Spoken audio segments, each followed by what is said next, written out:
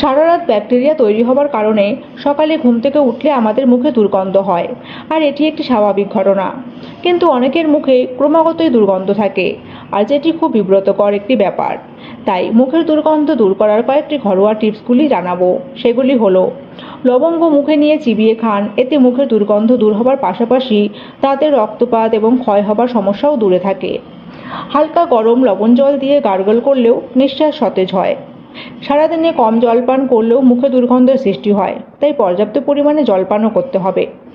দারচিনি কয়েক মিনিটের জন্য মুখে রেখে তারপর ফেলে দিতে হবে।